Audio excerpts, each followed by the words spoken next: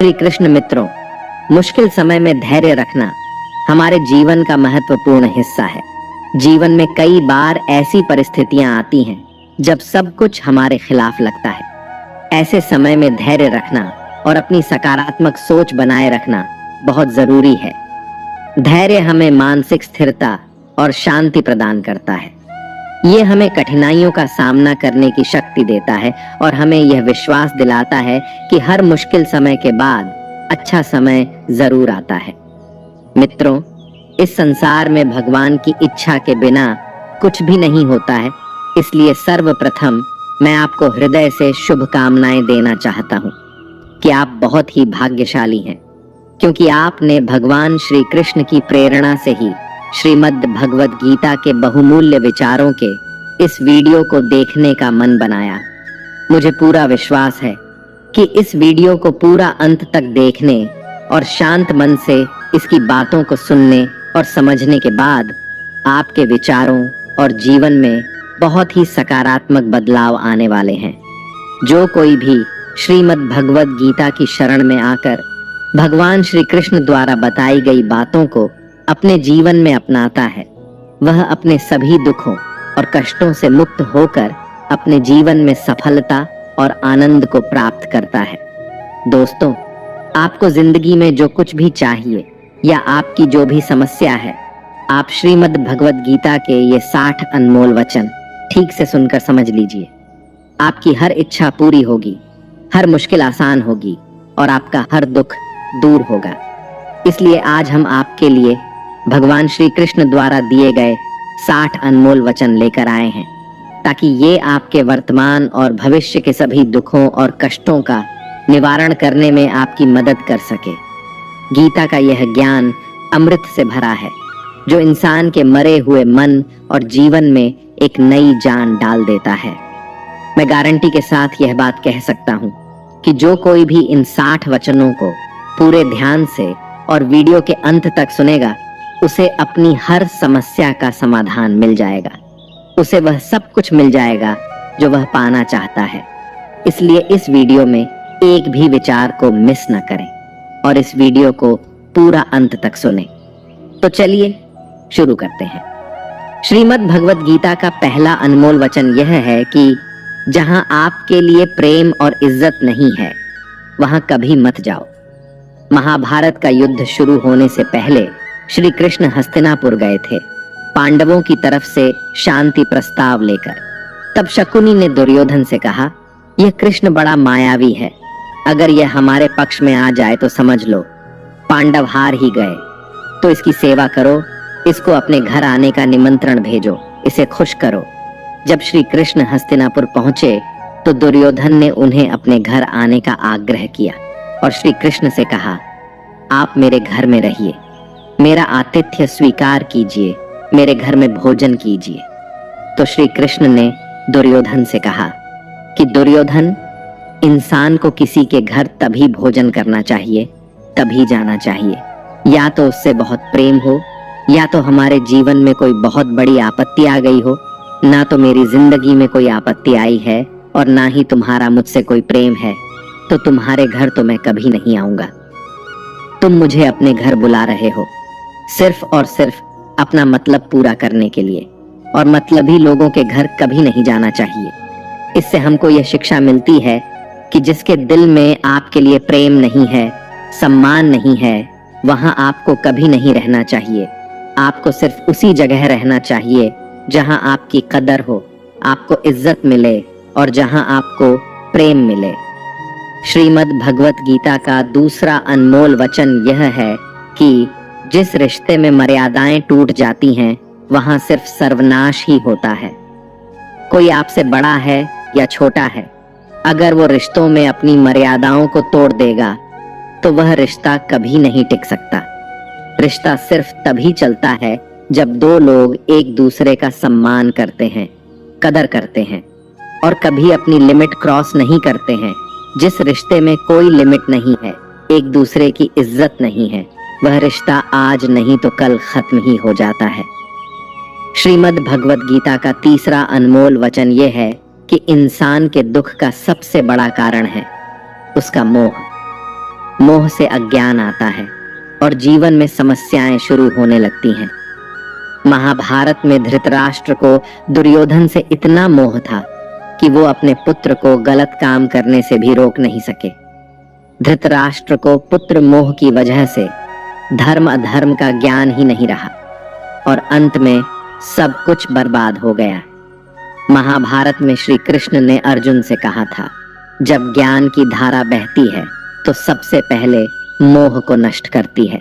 मोह को इसलिए नष्ट करती है क्योंकि मोह अज्ञान है। यूनान का सम्राट सिकंदर पूरी दुनिया को जीत लेना चाहता था। एक दिन एक नागा साधु ने सिकंदर से कहा, तू यह पूरी दुनिया जीत लेगा, उसके बाद क्या करेगा, क्योंकि इसके अलावा दूसरी कोई दुनिया है ही नहीं। इतना कहकर संत जोर जोर से हंसने लगा। संत की बातें सुनकर सिकंदर को निराशा होने लगी। सिकंदर ने संत से पूछा कि आप हंस क्यों रहे हैं? संत ने जवाब दिया कि तू पूरी दुनिया जीत लेगा तब भी तुझे निराशा ही मिलेगी, क्योंकि तू दुनिया को जीतने के मोह में बंधा है, जबकि मेरे पास कुछ भी नहीं है, लेकिन मैं हमेशा खुश रहूंगा क्योंकि मुझे किसी भी चीज का मोह नहीं है। सिकंदर ने अभी दुनिया जीती नहीं थी, लेकिन अब संत की बातें सुनने के बाद दुनिया जीतने के विचार से ही वह निराश हो गया था, क्योंकि दुनिया जीतने के बाद कोई और मोह नहीं बचेगा। मोह की वजह से जीवन में दुख ही आते हैं। मोह घर परिवार से हो सकता है, सफलता का मोह हो सकता है, सुख सुविधा और मान सम्मान का मोह हो सकता है। जहां मोह रहेगा वहां दुख तो आएगा ही। मोह जब सफल होता है तो दुख मिलता है, और जब असफल होता है तब भी दुख ही मिलता है। श्री कृष्ण कहते हैं कि जब कोई मोह त्याग देता है तो उसे मेरी कृपा मिल जाती है। मोह रहित व्यक्ति परम आनंद प्राप्त करता है। इसीलिए मोह का त्याग करना चाहिए और जो हमारे पास है उसी में संतुष्ट रहना चाहिए। ज्यादा पाने का मोह रहेगा तो दुख मिलना तय है। श्रीमद् भगवद गीता का चौथा अनमोल वचन यह है कि जो दूसरों के साथ छल करता है उसका अंत बहुत बुरा होता है।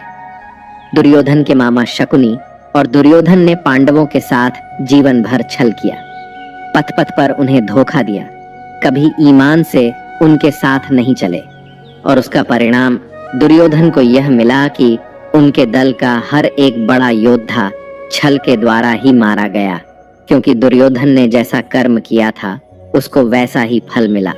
जीवन भर उसने छल किया तो अंत में उसकी खुद की मृत्यु भी एक छल से ही हुई थी। इसीलिए कोई अगर खुद को बहुत ज्यादा चालाक समझता है कि दूसरे को धोखा दे दिया, दूसरे को बेवकूफ बना दिया, तो एक दिन कोई आएगा उसकी जिंदगी में भी वो उसको ही धोखा देगा, क्योंकि कर्म सबके कारनामे याद रखता है। जो जैसा कर्म करता है उसको वैसा ही फल जरूर मिलता है। श्रीमद् भगवद गीता का 5वां अनमोल वचन यह है कि लोगों में अपना सहारा ढूंढना छोड़ दो। आपके मन की सबसे बड़ी कमजोरी यही होती है कि आप दूसरों में सहारा ढूंढते हैं, और यही चीज आपको कमजोर बनाती है। यही चीज आपका खुद पर विश्वास खत्म कर देती है।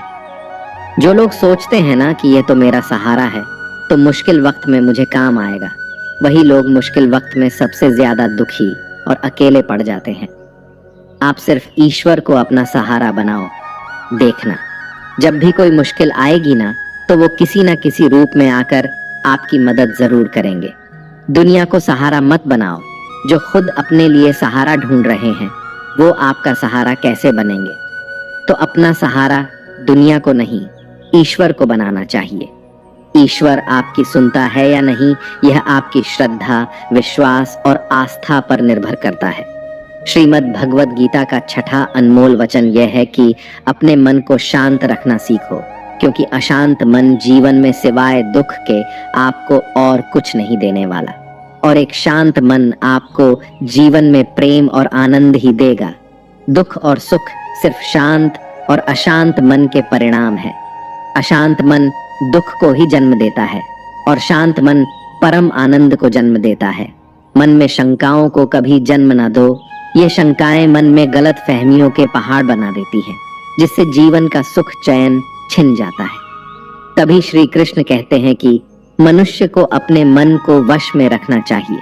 जो कोई अपने मन को वश में कर लेता है उसका मन उसका मित्र बन जाता है, और जो कोई अपने मन को वश में नहीं रख पाता उसका मन उसका सबसे बड़ा शत्रु बन जाता है। श्रीमद् भगवद गीता का 7वां अनमोल वचन यह है कि जिंदगी में कभी भी खुद को किसी का जरूरतमंद या मोहताज मत बनाओ, क्योंकि जब तक आप किसी के जरूरतमंद नहीं होते तब तक आपको कोई दुख नहीं पहुंचा सकता, कोई आपका फायदा नहीं उठा सकता। जिस इंसान के आप जरूरतमंद हो जाओगे वह आपका लाभ उठाना शुरू कर देता है। जिस दिन आपने अपने जीवन को किसी का जरूरतमंद बना दिया उसी दिन से आपको उसकी गुलामी करनी पड़ती है।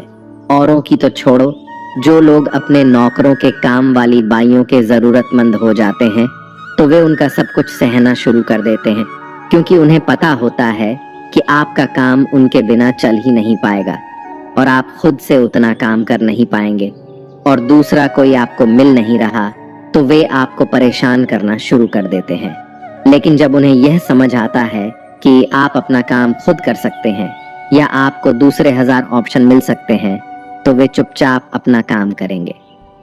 अब अगर आप कोई ऐसी नौकरी करते हैं जहां आपके बॉस के गलत होते हुए भी आप उसका टॉर्चर सहते रहते हैं तो उसको पता होता है कि आप उसके जरूरतमंद हैं और वह उसका पूरा फायदा लेता है। और तो और जिस घर परिवार में आप रहते हैं अगर वहां भी आप किसी के जरूरतमंद हैं तो वह आपको पूरा चूस लेता है, क्योंकि वहां आप 24 घंटे रहते हैं, कहीं और जा ही नहीं सकते। आपके सर पर चढ़ के नाचेगा वह इंसान और आपको पूरी तरह से अपने कंट्रोल में रखेगा। लोगों को बहुत मजा आता है अपने से कमजोर इंसान को अपने कंट्रोल में रखने में। आप चाहे हजारों के लिए अच्छा करो, चाहे हर वो काम करो जिससे उन्हें खुशी मिले, पर ऐसे लोग आपकी गर्दन को दबा के रखते हैं। आप में अगर कुछ प्रतिभा है तो आपके पंख ही काट दिए जाएंगे। हर वो कोशिश की जाएगी आपके साथ जिससे आप जिंदगी में कभी आगे ही ना बढ़ पाओ। किसी का मोहताज होना मर जाने से भी बदतर होता है। आपने कभी गौर किया कि आपकी जिंदगी वही लोग खराब करते हैं जिनके आप जरूरतमंद हो जाते हैं। आपका सारा दुख वहीं से आता है जिसके आप जरूरतमंद होते हैं। जरूरतमंदी सिर्फ शरीर या काम की नहीं होती, सबसे बड़ी जरूरतमंदी तो मन की होती है कि जिंदगी में कोई हमें चाहिए, हमें संभालने के लिए, नहीं तो हम खुश नहीं रह पाएंगे। अकेलापन लोगों से झेला नहीं जाता है। फिर कई बार आप ऐसे लोगों से जुड़ जाते हैं जो आपकी इस मन की जरूरतमंदी का पूरा फायदा उठाते हैं। आप उनसे रिश्ता इसीलिए जोड़ते हैं ताकि आपकी जिंदगी में थोड़ी खुशी आए, और वे लोग आपको खून के आंसू रुलाते हैं, आपकी पूरी जिंदगी नर्क बना देते हैं।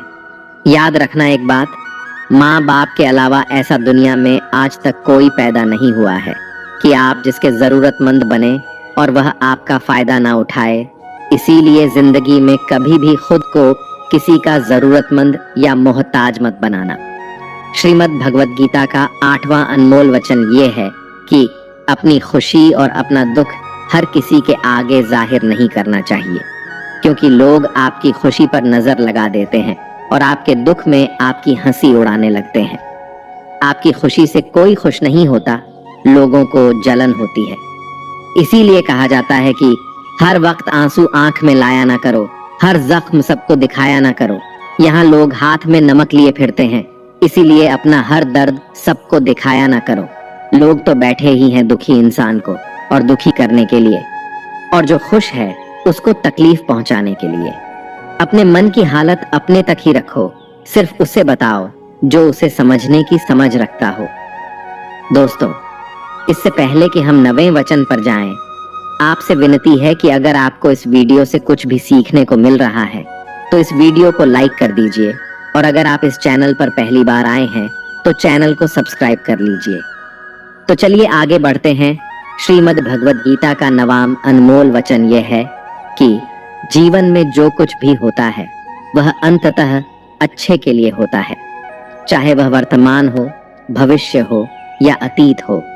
हालांकि यह शिक्षा सुनने में सरल लगती है, लेकिन इसे समझना और स्वीकार करना बहुत कठिन होता है, खासकर जब जीवन में किसी प्रकार का दुख, कष्ट या अन्याय हमारे सामने आ खड़ा होता है।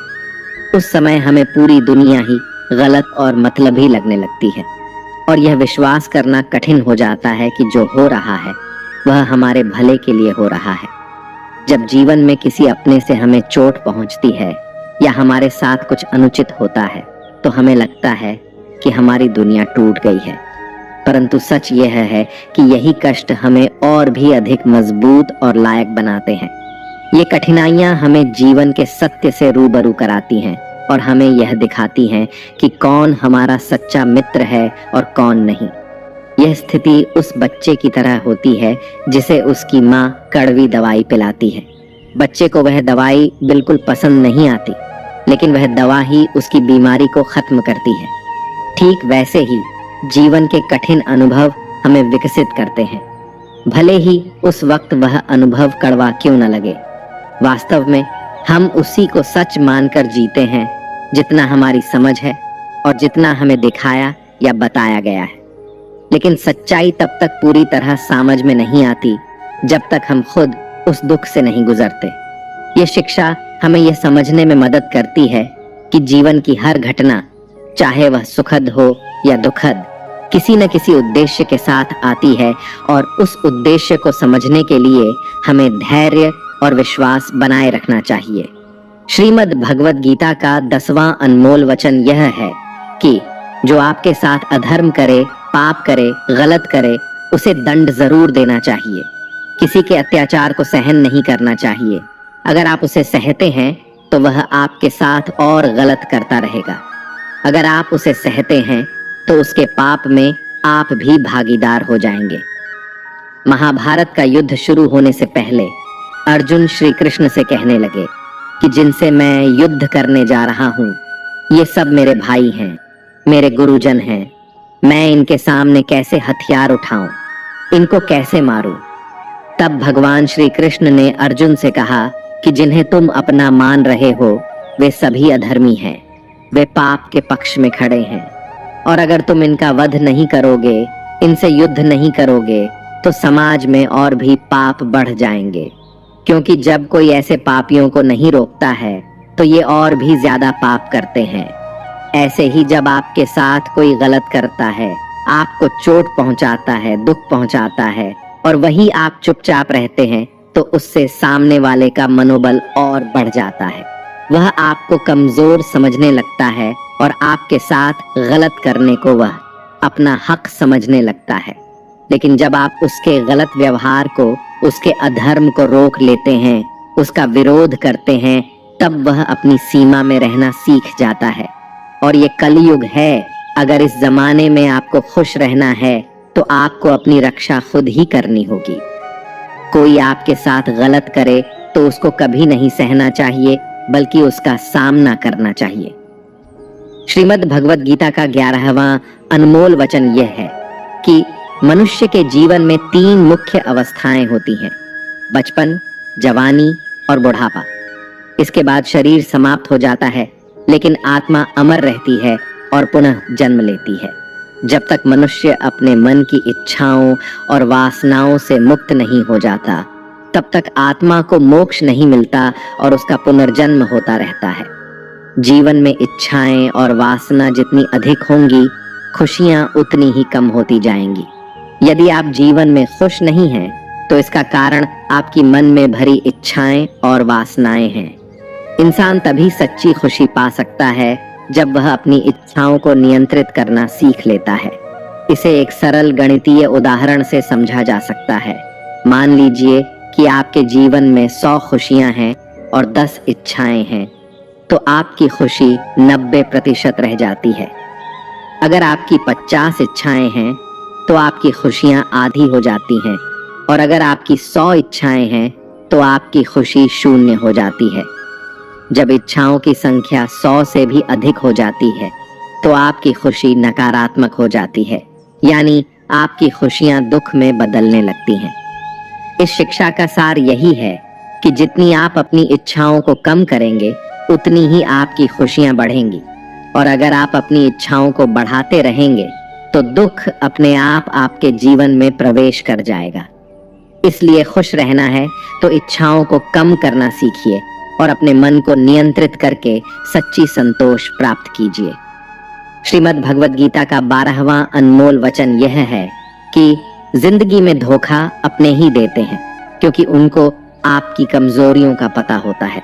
बाहर वाला आपको धोखा नहीं दे सकता, क्योंकि उसको आपके बारे में पता ही नहीं है कि आपको चोट कहाँ पहुंचानी है।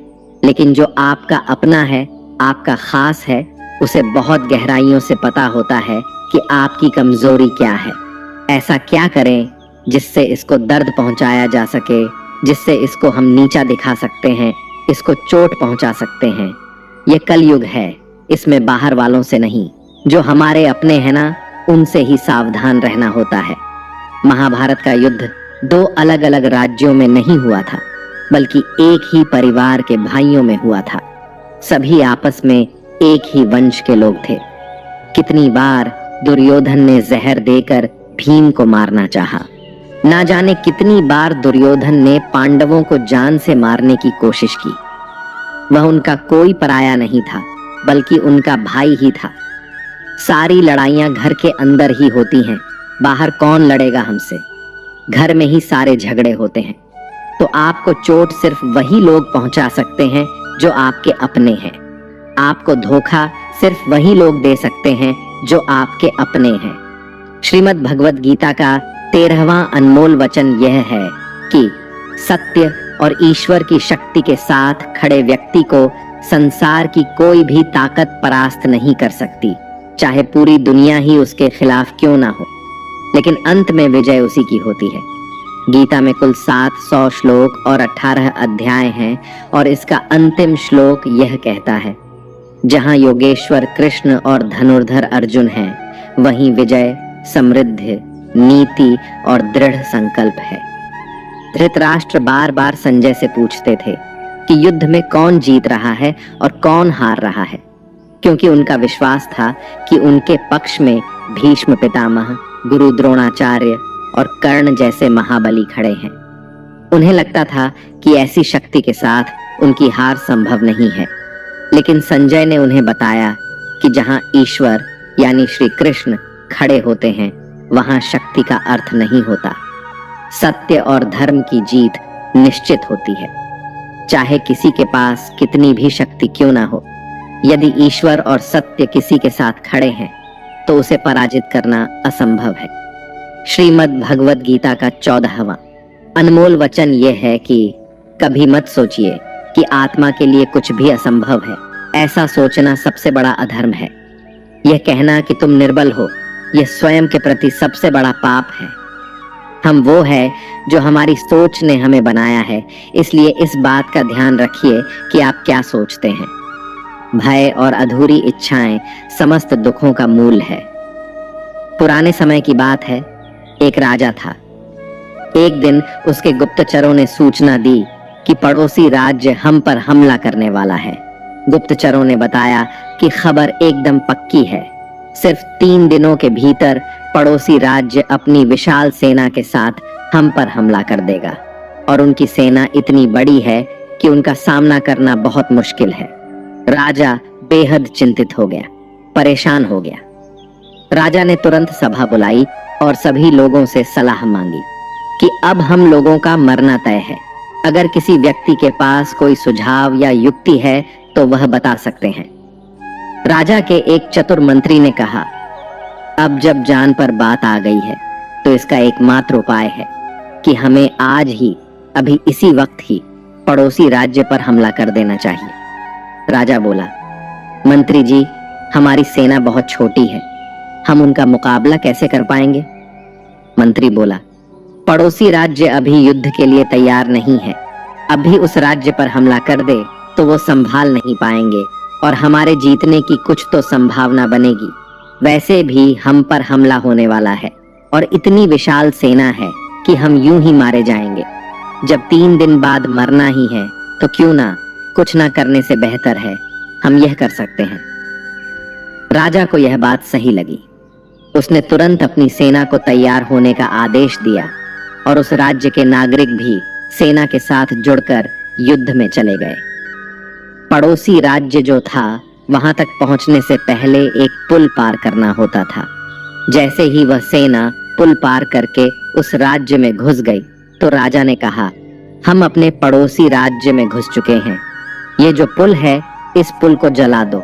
और पुल जलाने के बाद सेना को बोला, हमारे पास में अब और कोई विकल्प नहीं है सिवाय लड़ने के। अब हम या तो लड़कर जीत जाएं या फिर हम यहीं मारे जाएं। हमारे पास भागने का कोई रास्ता नहीं है। सभी सैनिक अपनी पूरी क्षमता के साथ लड़े और पड़ोसी राज्य की बड़ी सेना को उन्होंने हरा दिया, इस विचार के साथ कि हमारे पास अब कोई और विकल्प नहीं है। इस कहानी से सीख मिलती है कि जब आपके पास में रास्ता सिर्फ एक होता है कि अगर यह नहीं किया तो मर जाएंगे, बर्बाद हो जाएंगे, तो संभावना बढ़ जाती है उसमें कामयाब होने की। इसीलिए ऐसा कभी मत सोचिए कि आत्मा के लिए कुछ भी असंभव है। अगर हम जी जान लगाकर दृढ़ निश्चय के साथ किसी कार्य को करते हैं तो हमें सफलता अवश्य मिलती है। श्रीमद् भगवत गीता का 15वां अनमोल वचन यह है कि भगवान श्री कृष्ण अर्जुन से कहते हैं कि हर मनुष्य 3 गुणों रजोगुण, तमोगुण और सत्वगुण से बना है। इसीलिए ऐसा कोई व्यक्ति नहीं है जिसमें केवल अच्छाई या केवल बुराई हो। हर व्यक्ति में अच्छाइयाँ और बुराइयाँ दोनों होती हैं। यदि आप चाहें तो आप सबसे अच्छे इंसान में भी बुराई ढूंढ सकते हैं और यदि चाहें तो सबसे बुरे इंसान में भी अच्छाई देख सकते हैं। इसलिए यदि आपको लगता है कि आपके भीतर कुछ कमियां हैं और इसी कारण आप जीवन में आगे नहीं बढ़ पा रहे हैं, तो यह आपकी सबसे बड़ी गलतफहमी है। साथ ही लोगों की बातों पर ध्यान देने की जरूरत नहीं है, क्योंकि आजकल अधिकतर लोग ऐसे दृष्टिकोण से दूसरों को देखते हैं जहां उन्हें दूसरों की केवल बुराइयां नजर आती हैं और अपनी केवल अच्छाइयां। अगर कोई आपकी आलोचना करता है तो उसकी चिंता मत करें। जो चीजें आपके नियंत्रण में हैं, जिन्हें आप सुधार सकते हैं, उन पर काम करें और खुद को बेहतर इंसान बनाएं। लेकिन जो चीजें प्राकृतिक रूप से आपके वश में नहीं हैं, उनके बारे में चिंता करके दुखी होने का कोई लाभ नहीं है। यह शिक्षा हमें आत्मसंवर्धन की प्रेरणा देती है। अपने गुणों को निखारें, लेकिन उन चीजों के बारे में परेशान न हो जिन्हें आप बदल नहीं सकते। अपनी कमजोरियों को स्वीकार करके ही आप एक मजबूत और सशक्त व्यक्ति बन सकते हैं। श्रीमद् भगवत गीता का 16वां अनमोल वचन यह है कि वो इंसान जिंदगी में सफल माना जाएगा जो अंदर से हमेशा खुश रहता है। बाहर से तो सभी खुश दिखाई देते हैं, लेकिन अंदर से इंसान अशांति से भरा रहता है। बहुत पैसा कमा लिया, कामयाबी हासिल कर ली, लेकिन वह कामयाबी असली नहीं। असली कामयाबी तब मानी जाएगी जब आपका मन खुश रहता है। खुशी प्राप्त करने के लिए हम पूरा जीवन भौतिक संसाधनों को जुटाने में लगे रहते हैं। धन, गाड़ी, बंगला इत्यादि प्राप्त करने की दौड़ में लगे रहते हैं कि इन्हें प्राप्त करने से हमें खुशी मिलेगी। लेकिन वास्तविकता में ऐसे भौतिक संसाधनों को प्राप्त करके मिलने वाली खुशी थोड़े ही समय के लिए होती है। जैसे ही हमें वो संसाधन मिलता है, हमारा मन दूसरे संसाधन को प्राप्त करने के लिए परेशान होने लगता है। इसीलिए भगवत गीता में भगवान श्री कृष्ण कहते हैं कि मनुष्य वास्तव में खुशी तभी प्राप्त कर सकता है जब वह अपनी इच्छाओं को वश में करके और उनका त्याग करके आध्यात्मिक पथ पर आगे बढ़ता हुआ भगवत प्राप्ति के लिए प्रयास करता है, ईश्वर की भक्ति करता है। ऐसा मनुष्य जो सभी कामनाओं से रहित होकर सुख और दुख को समान भाव से देखता है, वह भीतर से आनंद और संतोष को प्राप्त करता है। श्रीमद् भगवत गीता का 17वां अनमोल वचन यह है कि मनुष्य को हमेशा अपने कर्म पर ध्यान लगाना चाहिए, न कि इस बात पर कि लोग क्या कहेंगे या लोग क्या सोचेंगे। क्योंकि जब हम इस बात की परवाह करते हैं कि लोग क्या सोचेंगे, तब हम अपना कार्य ठीक से नहीं कर पाते। एक बार एक फल वाला बाजार में बैठकर फल बेच रहा था। उसने अपने पीछे एक बोर्ड लगाया हुआ था जिस पर उसने चौक से लिख रखा था कि यहाँ ताजे फल बेचे जाते हैं। एक ग्राहक ने उससे कहा, हमें मालूम है तुम यहाँ बैठे हो, वहां नहीं, इस लाइन में से, इस पंक्ति में से यहाँ मिटा दो। फल वाले ने शब्द मिटा दिया और अब बचा ताजे फल बेचे जाते हैं। एक दूसरा ग्राहक बोला, हम जानते हैं तुम ताजे फल बेचते हो, कोई सड़े हुए तो नहीं बेचते, इसलिए इस वाक्य से ताजे मिटा दो। फल वाले ने ताजे भी मिटा दिया और बोर्ड पर बचा कि फल बेचे जाते हैं। अब तीसरा ग्राहक आया और कहने लगा कि हमें दिख रहा है कि तुम फल ही बेच रहे हो, इसे लिखने की क्या जरूरत है, इसमें से फल को हटाओ। फल वाले ने वैसा ही किया और अब बचा था कि बेचे जाते हैं। तब एक और ग्राहक आया और उसने बोर्ड को पढ़कर फल वाले से कहा, पीछे क्या लिख रखा है? बेचे जाते हैं। हमें पता है तुम बेचने के लिए ही बैठे हो, कोई मुफ्त में थोड़ी ना बांट रहे हो, चलो मिटाओ इसे। बेचारे फल वाले ने जो बचे कुचे शब्द थे वह भी मिटा दिए और अब वह बोर्ड खाली हो गया। तब एक और व्यक्ति आया और फल वाले को बोला, पागल हो गए हो क्या? इस बोर्ड पर तुमने कुछ लिखा क्यों नहीं है?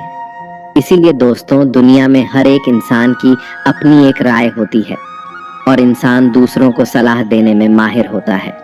हम यह नहीं कह रहे हैं कि आप किसी की सलाह ना सुने, बस यह कह रहे हैं कि उनकी राय सुनते सुनते अपनी राय ना भूल जाए।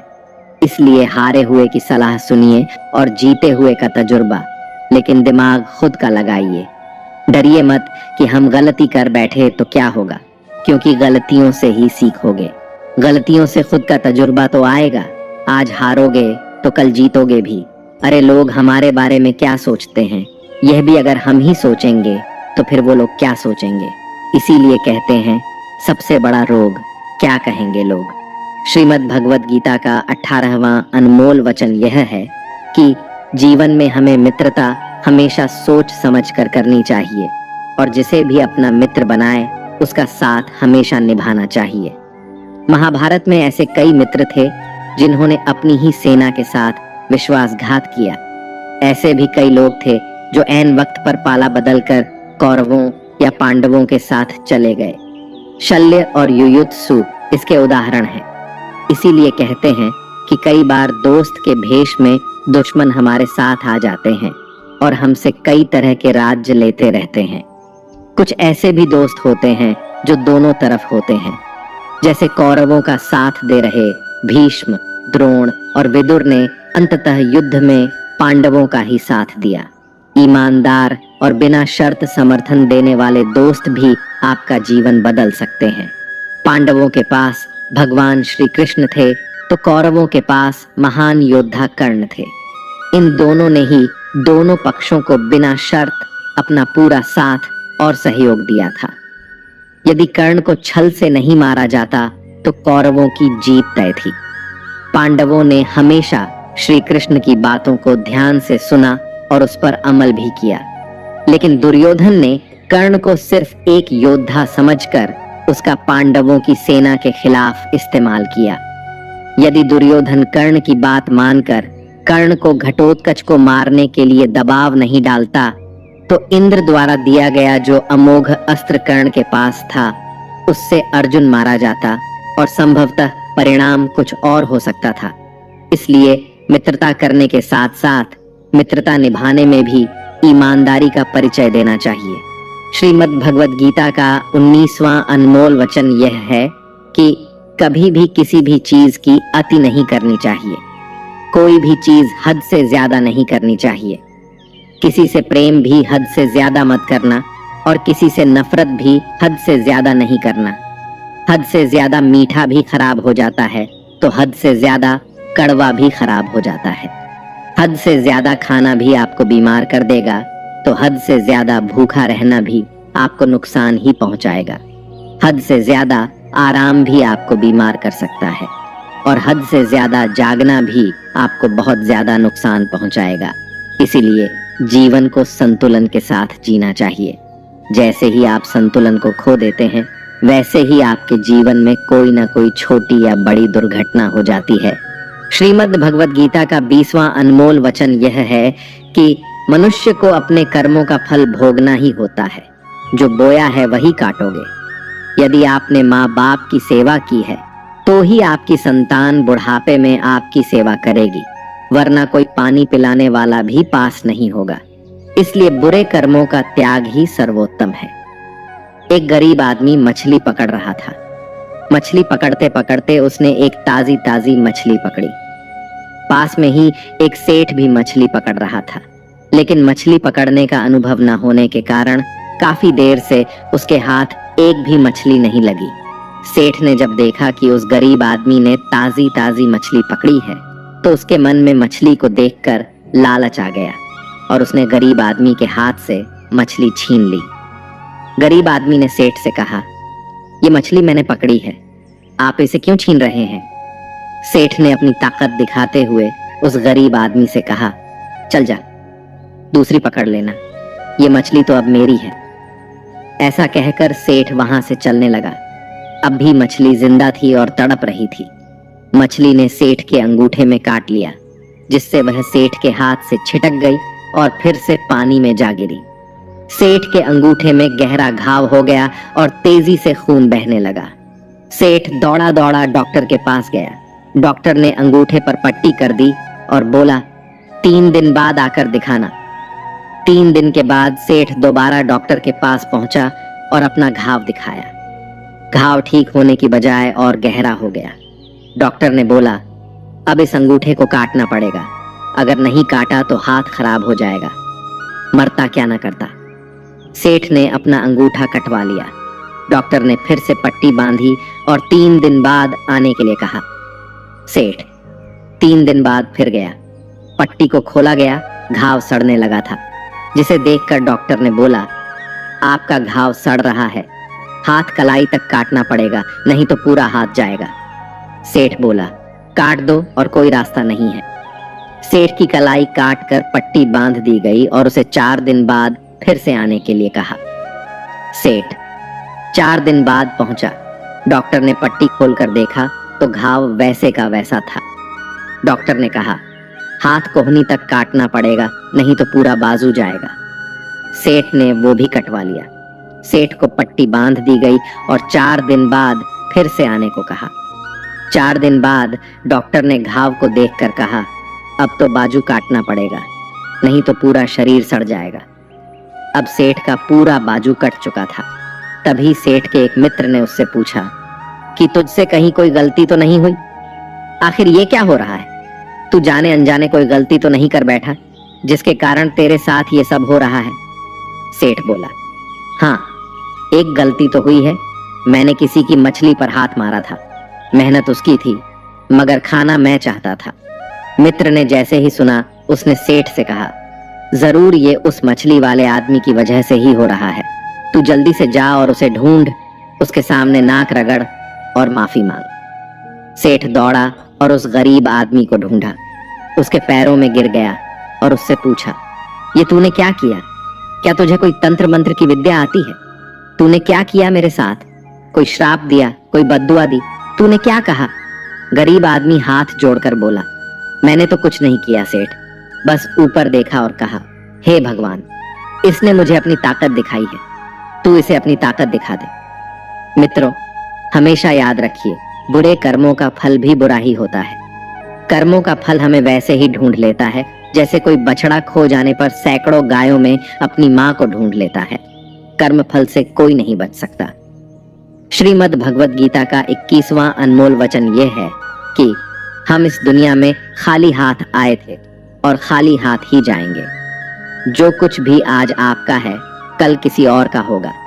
इसलिए जो भी कर्म करे, उसे भगवान को अर्पित करे। जीवन में सबसे बड़ा उपहार स्वास्थ्य है, सबसे बड़ा धन संतोष है और सबसे सच्चा संबंध वफादारी से बनता है।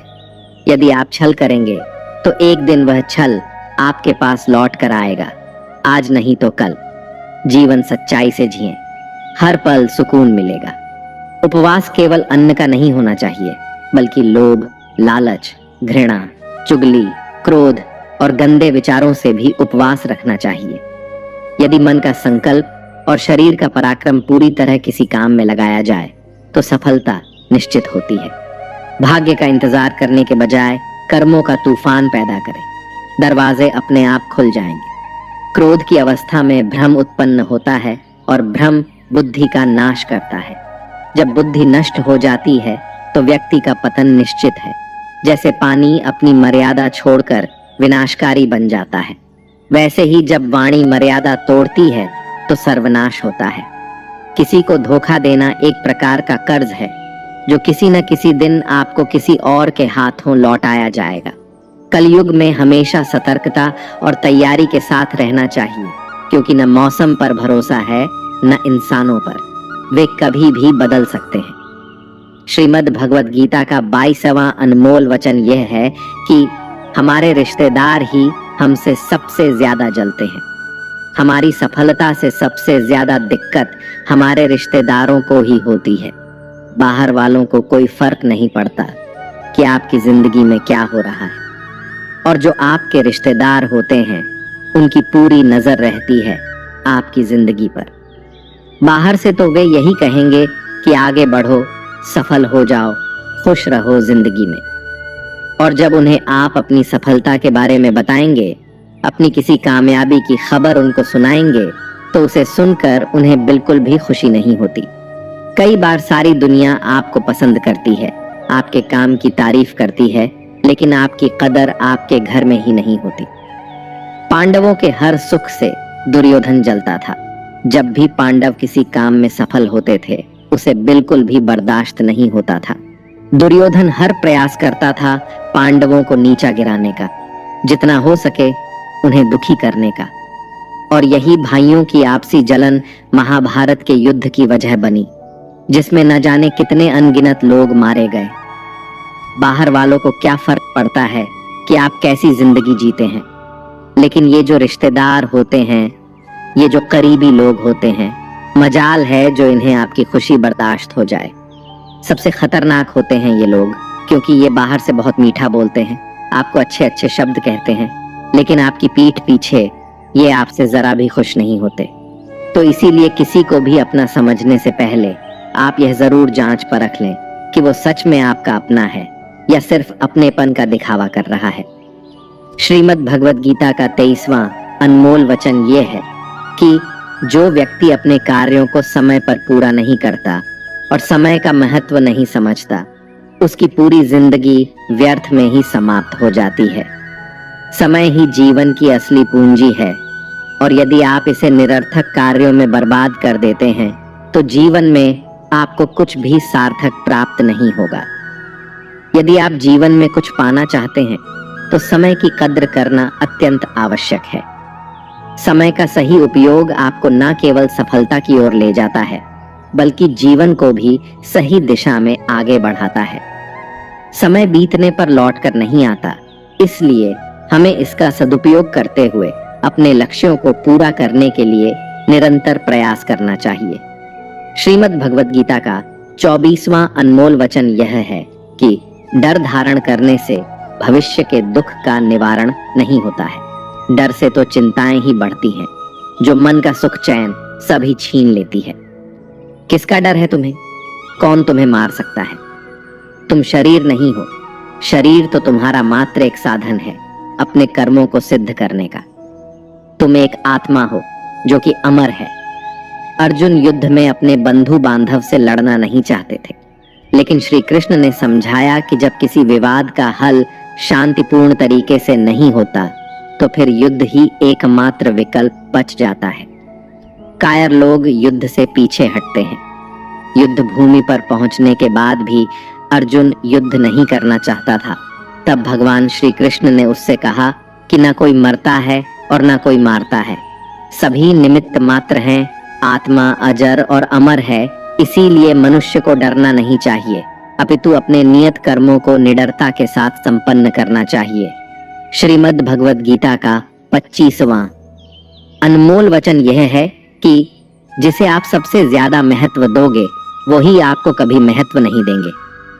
आपने कभी गौर किया है कि आपका अपमान कौन लोग करते हैं? वही जिसे आप सबसे ज्यादा, हद से ज्यादा महत्व देते हैं। दूसरों की इज्जत करना अच्छी बात है, पर दूसरों की अगर बहुत ज्यादा इज्जत करेंगे तो उनकी नजर में आपकी इज्जत खत्म हो जाती है। इसलिए किसी को भी कभी भी अपना सब कुछ नहीं बनाना चाहिए कि तुम ही मेरे सब कुछ हो।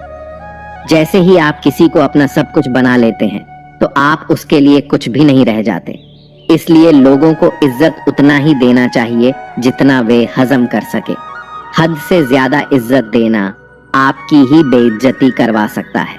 श्रीमद् भगवत गीता का 26वां अनमोल वचन यह है कि जो मुश्किल वक्त में, जो दुख के समय में आपका साथ दे, सिर्फ वही आपका अपना है।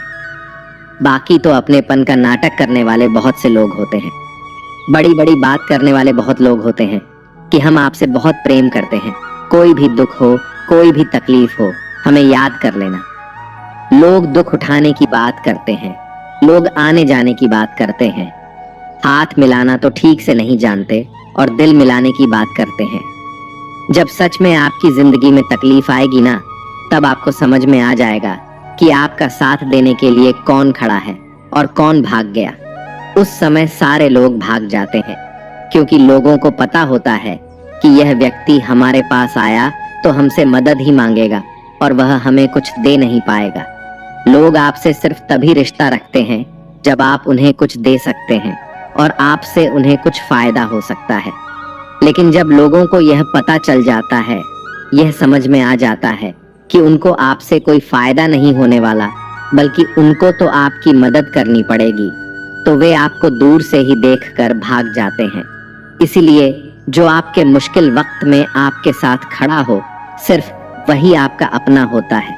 बाकी इस दुनिया में सब पराये होते हैं, क्योंकि सिर्फ अपना अपना कह देने से कोई अपना नहीं हो जाता, बल्कि अपना तो वह होता है जो दुख के समय में आपका साथ दे।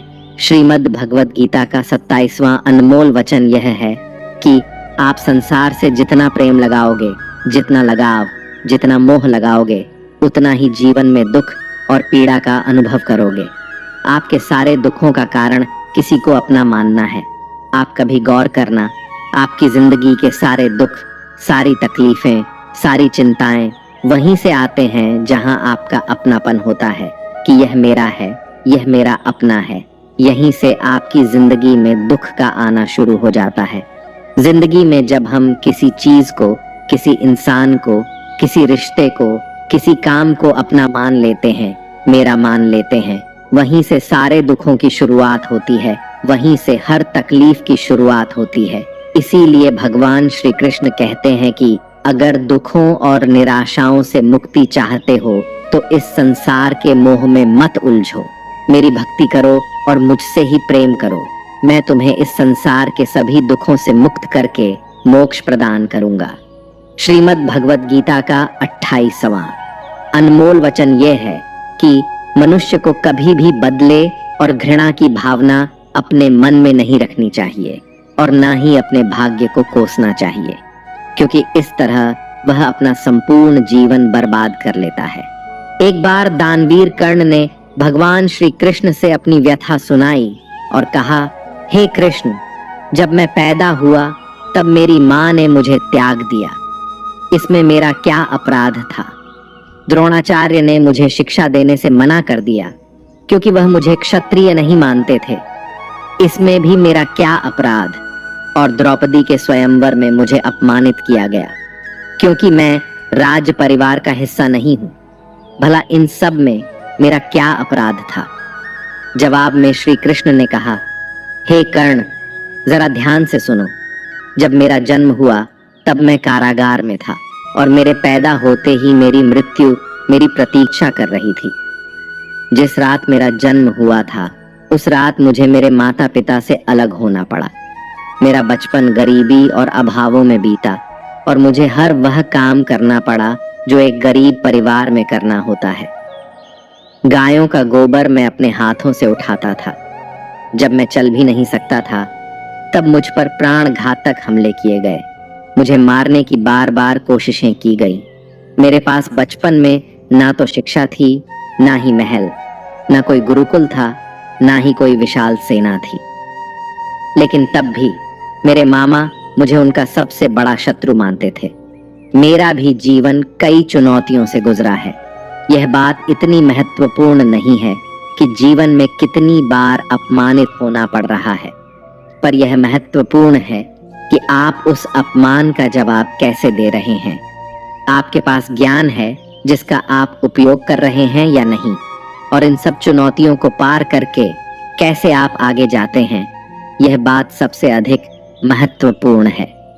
महाभारत में जिस तरह से कर्ण की जिंदगी में उतार चढ़ाव आए, उससे यही सीख मिलती है कि इस क्रूर दुनिया में अपना अस्तित्व बनाए रखना कितना मुश्किल होता है। इसीलिए समय के हिसाब से बदलना जरूरी होता है, लेकिन वह बदलाव ही उचित है जिसमें सभी का हित हो।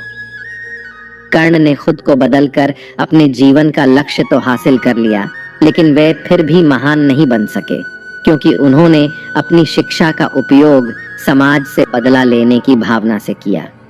बदले की भावना से किया गया कोई भी कार्य आपके समाज का हित नहीं कर सकता। समाज ने एक महान योद्धा कर्ण को तिरस्कृत किया था, जो समाज को बहुत कुछ दे सकता था, लेकिन समाज ने उसकी कदर नहीं की, क्योंकि उसमें समाज को मिटाने की भावना थी।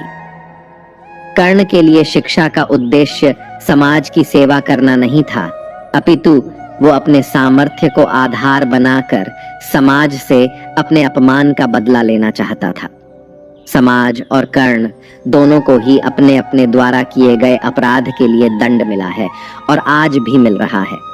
कर्ण यदि यह समझता कि समाज व्यक्तियों का एक भाग मात्र है जिसे हम लोगों ने ही बनाया है, तो संभवतः वह समाज को बदलने का प्रयास करता, न कि समाज के प्रति घृणा करता।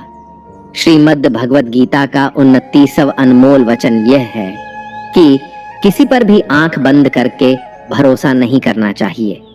महाभारत की कथा में दुर्योधन ने कई बार षड्यंत्र रचकर पांडवों को मारने की कोशिश की, यहाँ तक कि उन्हें जलाकर मारने का प्रयास भी किया।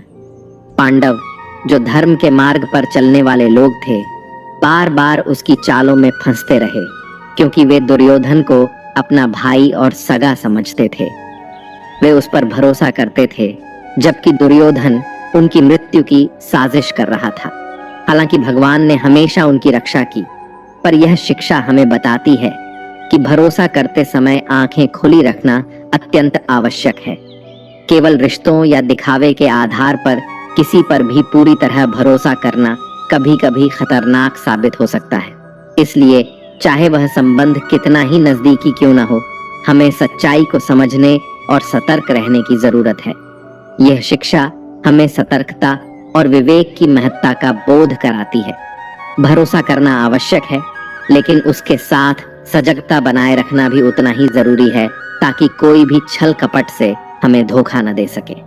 श्रीमद् भगवद गीता का 30वां अनमोल वचन यह है कि आप जैसा अन्न खाओगे वैसा ही आपका मन और आपकी बुद्धि होगी। आप वैसा ही कर्म करोगे और वैसा ही आचरण करोगे। सात्विक अन्न खाओगे तो आपका मन भी सात्विक होगा, सात्विक व्यवहार भी करोगे, सोच भी आपकी अच्छी होगी।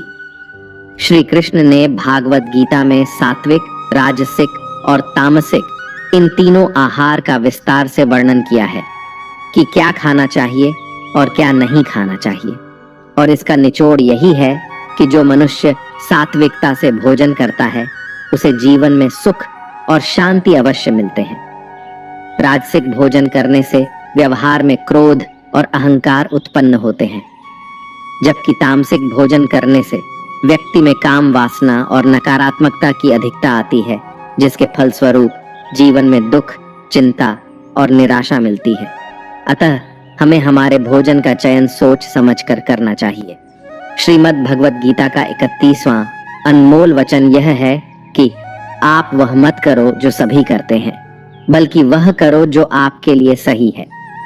श्री कृष्ण ने अर्जुन से कहा, हे अर्जुन, जो तेरे कर्तव्य है, जो तेरे लिए सही है, जो तुझे करना चाहिए वह कर।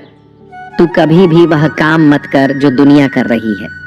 क्योंकि अर्जुन श्री कृष्ण से कहने लगा कि ऐसे भयंकर युद्ध में पड़ने से अच्छा है कि मैं सन्यासी बन जाऊं। तो श्री कृष्ण ने अर्जुन से कहा कि सन्यासी बनना तेरा कर्म नहीं है, तेरा धर्म नहीं है।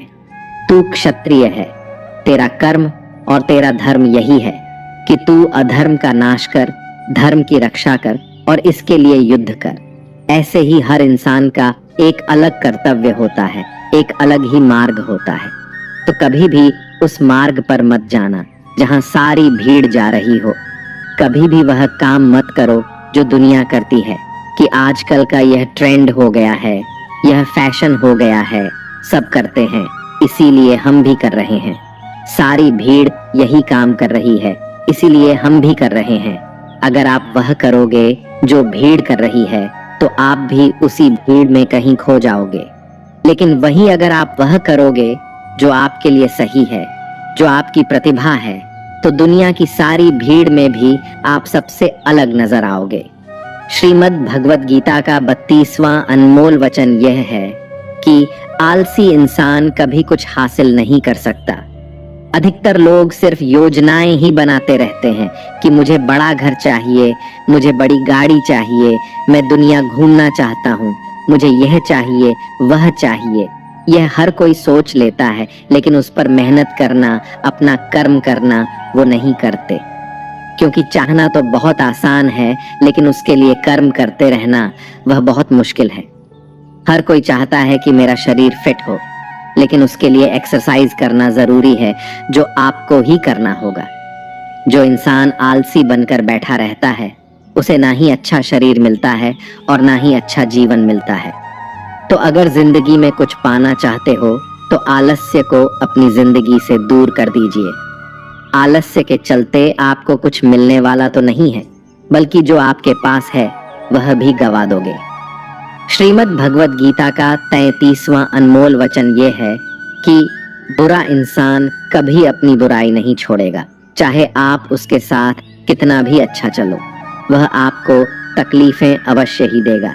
इसलिए जो जैसा है आप उसके साथ वैसा ही व्यवहार करें। बुरे इंसान के साथ आप कितना भी अच्छा बन जाओ, वह कभी अच्छा नहीं बनने वाला। दुर्योधन जंगल में पांडवों को मारने के लिए गया था, लेकिन वहां पर लोगों ने दुर्योधन को पकड़ लिया।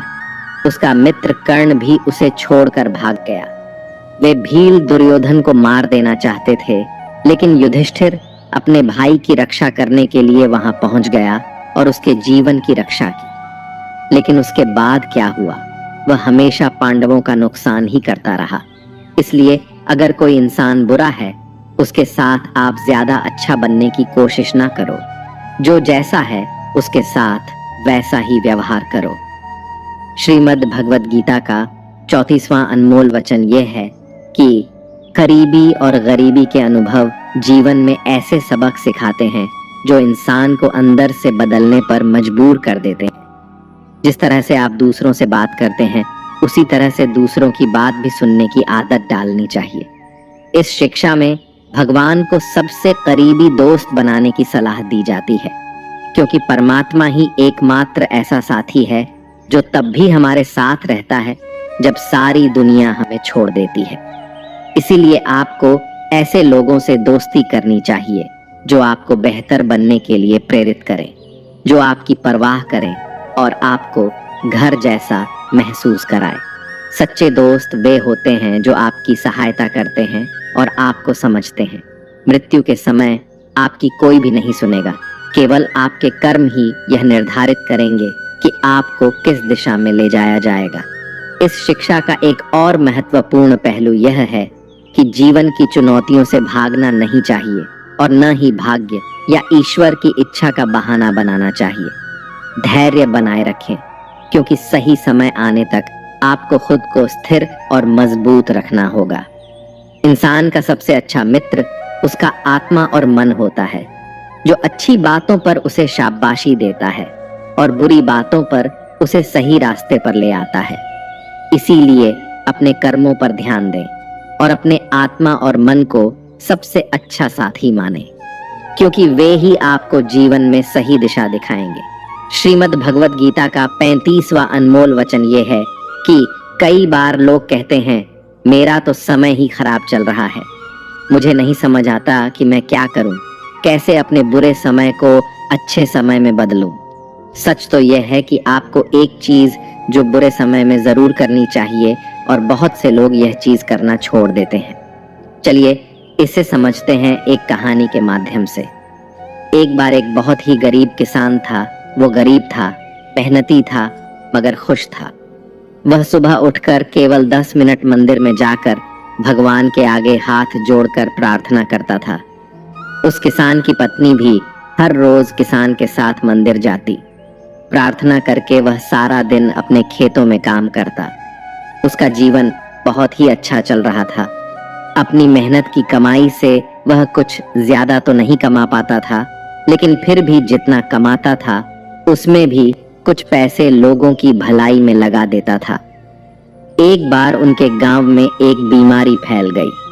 किसान का इकलौता लड़का बहुत बीमार हो गया। किसान के गांव में इस बीमारी के इलाज के लिए कोई अच्छा डॉक्टर नहीं था। पास के शहर में उस लड़के को ले जाया गया। शहर के इस अस्पताल का इलाज बहुत ही महंगा था। उस बेचारे किसान के लिए अस्पताल के डॉक्टर की फीस, दवाइयों का खर्चा आदि दे पाना बहुत ही मुश्किल था। किसान दिन प्रतिदिन हिम्मत हारता जा रहा था। एक दिन अस्पताल में बैठे बैठे वह इतना हताश हो गया कि वह जोर जोर से रोने लगा और कहने लगा, पता नहीं किस चीज का बदला ले रहा है भगवान। कभी वह खुद को कोसता है तो कभी परमात्मा को। किसान की पत्नी को अटूट विश्वास था, पर किसान को आशा की कोई किरण नजर नहीं आ रही थी। अस्पताल के कुछ दूरी पर एक मंदिर था। किसान की पत्नी उस मंदिर में हर रोज प्रार्थना करने जाती, पर किसान का दिल नहीं करता। डॉक्टर ने किसान से कहा, उसके बच्चे के इलाज के लिए 10,000 रुपयों की आवश्यकता है। किसान के लिए इतनी बड़ी रकम इकट्ठा कर पाना असंभव था। किसान की पत्नी अब भी मंदिर जाती। वह भगवान के आगे हाथ जोड़कर प्रार्थना करती कि उसका पुत्र ठीक हो जाए। एक दिन मंदिर में एक सेठ आया। उसने किसान की पत्नी को बताया कि उसने किसान की बात उस दिन अस्पताल में सुनी, जिस दिन किसान रो रहा था। सेठ ने बताया, उस दिन सेठ की पत्नी भी अस्पताल में थी। अब वह पूरी तरह से ठीक हो गई थी और घर चली गई। सेठ को बातों ही बातों में पता चल गया कि किसान को 10,000 रुपयों की आवश्यकता है। तो सेठ ने तुरंत अपनी जेब से पैसा निकाल कर देते हुए कहा, उसके पास इस समय 10,000 रुपए ही हैं, जिसे वह रख ले। साथ में सेठ जी ने कागज पर अपना पता लिखते हुए कहा, अगर उनको और पैसों की आवश्यकता हो तो वे बेझिझक मांग ले। किसान की पत्नी ने उत्तर दिया, इस कागज की कोई आवश्यकता नहीं है। वो जानती है कि ये पैसे उसको किसने भी की प्राप्ति नहीं हो जाती, यानी जब तक कर्म करने वाला अपने कर्म के परिणामों को पूर्ण रूप से भोग ना ले। किसी को समय से पहले और भाग्य से अधिक नहीं मिल पाता। श्रीमद् भगवत गीता का 36वां अनमोल वचन यह है कि अध्यात्म से जुड़े। एक आध्यात्मिक ज्ञान ही जीवन को सुकून की तरफ ले जा सकता है। आध्यात्मिक ज्ञान आपको मानसिक और आत्मिक रूप से मजबूत बनाएगा। इसलिए ईश्वर पर विश्वास करें और ईश्वर द्वारा प्रदान की गई शिक्षाओं का पालन करें। लोगों की बातों पर जितना ध्यान देंगे उतना ही आपका खुद पर से विश्वास कम होता जाएगा। इसलिए खुद पर विश्वास कर खुद के दम पर आगे बढ़ो और स्वयं ही अपना मार्ग तय करो। जीवन में किसी भी पल कुछ भी हो सकता है। जीवन सीमित है, समय व्यर्थ मत करो। बुरे अतीत को याद करके दुखी होने से अच्छा है कि उससे सीख लो और अपने वर्तमान को सुधार कर एक बेहतर भविष्य का निर्माण करो। कर्म करो और ईश्वर पर भरोसा रखो। क्या होगा क्या नहीं यह ईश्वर पर छोड़ दें। जितना अधिक पुरुषार्थ करोगे स्वर्ग का मार्ग उतना ही सरल होगा।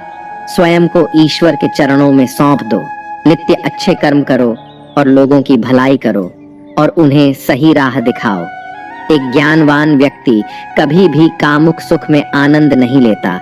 इसलिए ज्ञानी व्यक्ति जो हो गया वह अच्छा हुआ, जो हो रहा है वह अच्छा हो रहा है और जो होगा वह भी अच्छा ही होगा, इसी पर अडिग विश्वास करता है।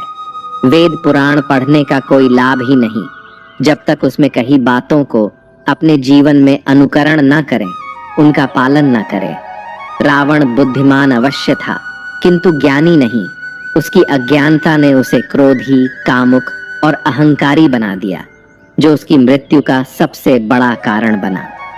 श्री कृष्ण कहते हैं, मैं सभी प्राणियों को एक समान रूप से देखता हूँ। मेरे लिए ना कोई कम प्रिय है और ना ही अधिक।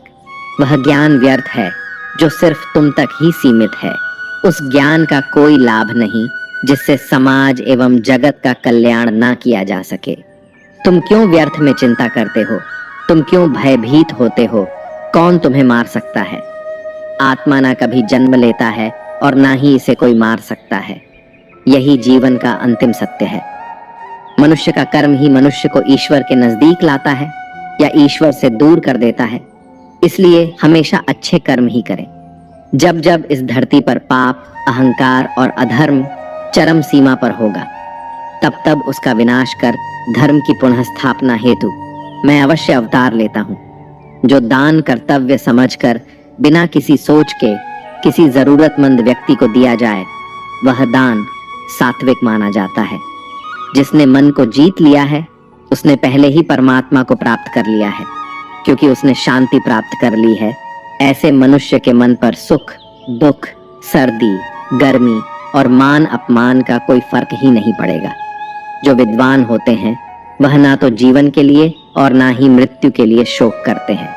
अपने कर्तव्यों को पूरी निष्ठा से, ईमानदारी के साथ निभाना और धर्म का पालन करना भी बड़े तप के समान होता है।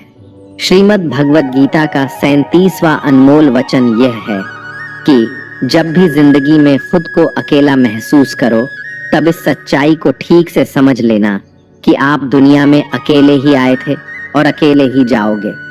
वास्तविकता में यहाँ कोई आपका अपना नहीं है। एक दिन तो जो माँ बाप हमें जन्म देते हैं, वह भी हमें अकेला छोड़ के चले जाते हैं। तो औरों से तो उम्मीद ही क्या करना। यदि कोई आपका साथ छोड़ दे तो याद रखना कि वो ईश्वर सदा आपके साथ है। वह कभी आपका साथ नहीं छोड़ता। गीता में श्री कृष्ण ने अर्जुन से कहा, चाहे कोई मनुष्य मुझे माने या ना माने, लेकिन मैं इंसान का साथ कभी नहीं छोड़ता, क्योंकि ये सब मेरी ही संतानें हैं। इंसान को ईश्वर का ही अंश कहा गया है, इसलिए मनुष्य को ईश्वर की संतान कहा जाता है। इसीलिए आपको अकेलेपन से कभी दुखी नहीं होना चाहिए, कभी डरना नहीं चाहिए, बल्कि किसी गलत इंसान के साथ रहने से डरना चाहिए। एक कहावत है कि something is better than nothing, यानी कुछ होना कुछ नहीं होने से कई गुना बेहतर है। लेकिन एक और कहावत है कि nothing is better than nonsense. इसलिए नॉनसेंस लोगों के साथ रहने से अच्छा है आप अकेले ही रहो। इसीलिए गीता का यह उपदेश हर इंसान के लिए बहुत जरूरी है, जो खुद को अकेला समझकर दुखी हो जाते हैं। इसीलिए अकेलेपन से डरना और दुखी होना छोड़ दो, क्योंकि यहाँ कोई किसी का नहीं होता। श्रीमद् भगवत गीता का 38वां अनमोल वचन यह है कि कभी भी अपने धन, अपने पद और बल का अभिमान नहीं करना चाहिए। दुर्योधन को बहुत अभिमान था कि मेरे पास भीष्म पितामह जैसे, द्रोणाचार्य और कर्ण जैसे योद्धा बैठे हैं, तो इन पांडवों को तो मैं यूं ही मसल कर रख दूंगा। दुर्योधन को अपने धन का अभिमान था, अपने पद और शक्ति का अभिमान था, लेकिन वह अभिमान ही एक दिन उसके सर्वनाश का कारण बना। जो लोग अपने पैसे के अहंकार में या शक्ति के अहंकार में दूसरों को नीचा दिखाते हैं, दूसरों को चोट पहुंचाते हैं, एक दिन उनकी वही गलती उनका सर्वनाश कर देती है। इसलिए जीवन में आप चाहे कितने भी सफल हो जाएं, कितने भी बड़े इंसान हो जाएं, लेकिन उसका अभिमान दूसरों को कभी मत दिखाना। श्रीमद् भगवत गीता का 39वां अनमोल वचन यह है कि आज के युग में बहुत ज्यादा अच्छे मत बनो, नहीं तो यह दुनिया आपको लूट कर कंगाल कर देगी। पांडवों की कहानी यह शिक्षा देती है कि ज्यादा अच्छा बनना आपको कई बार बहुत दुख दे सकता है। पांडव हमेशा धर्म के मार्ग पर चलते थे, कभी कोई गलत काम नहीं किया, लेकिन उनका सारा राजपाट चला गया। उनकी पत्नी को भरी सभा में नग्न करने की कोशिश की गई, भिक्षा लेकर के उन्हें अपनी जिंदगी गुजारनी पड़ी। कारण क्या था? यह कि वे कुछ ज्यादा ही अच्छे बने हुए थे। यह तो तब की बात है, और आज की दुनिया तो और भी बदल चुकी है।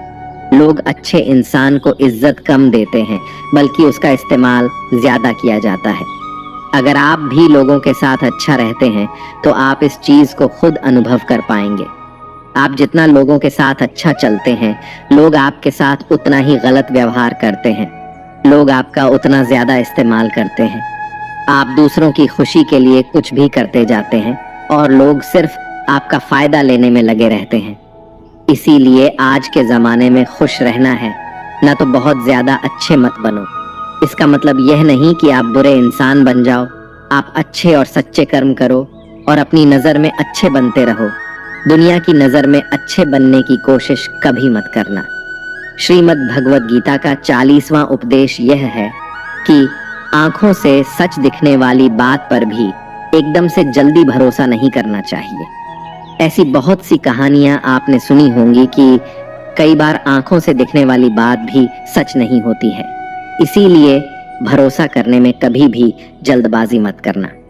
श्रीमद् भगवद गीता का 41वां अनमोल वचन यह है कि जीवन में जब भी कोई मुश्किल आए तो हिम्मत मत हारो, बस थोड़ा धीरज रखो। जो लोग मुश्किल वक्त में खुद को थोड़ा संभाल कर धीरज रखते हैं, वो हर मुश्किल को आसानी से पार कर जाते हैं। एक राजा अपने गुरुजी के पास गया और उसने गुरुजी से जाकर बोला कि ऐसे तो राज्य में हर प्रकार की खुशहाली है, पर वक्त का कोई भरोसा नहीं है।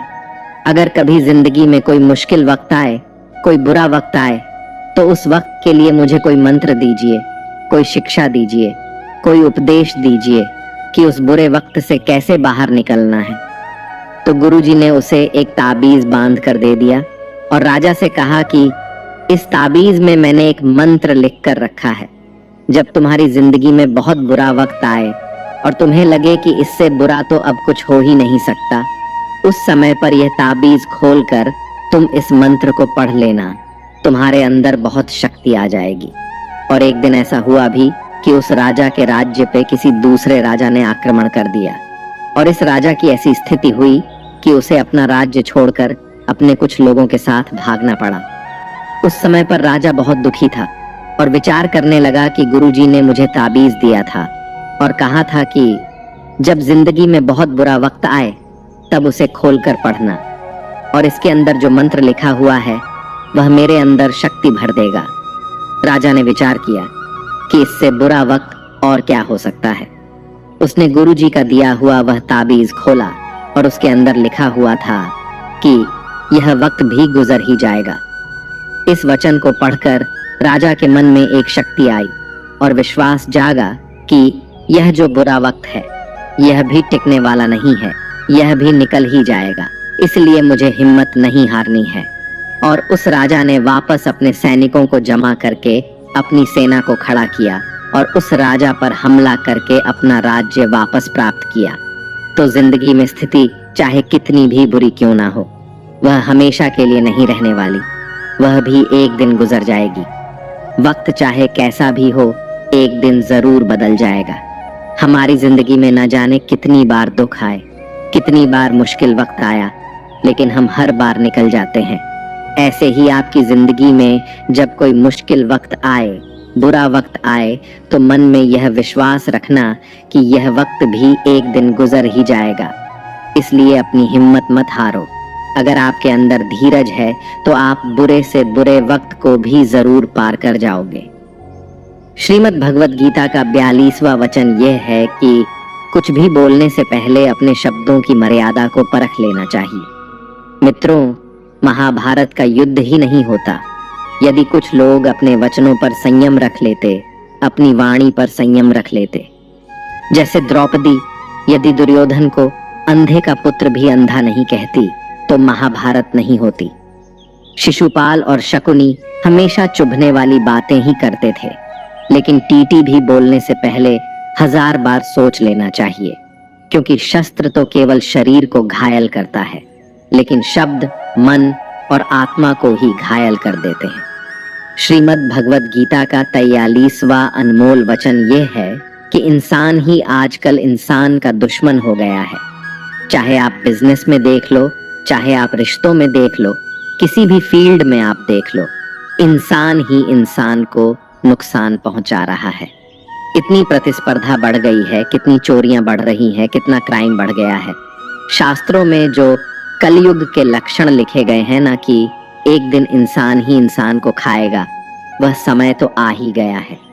इंसान ही तो इंसान को खा रहा है, एक दूसरे का बिजनेस खा रहा है, एक दूसरे की नौकरियां खा रहा है, एक दूसरे की जिंदगी की खुशियां खा रहा है। इंसान जो दुखी है उसे और दुखी करो, जो खुश है उसे परेशान करो।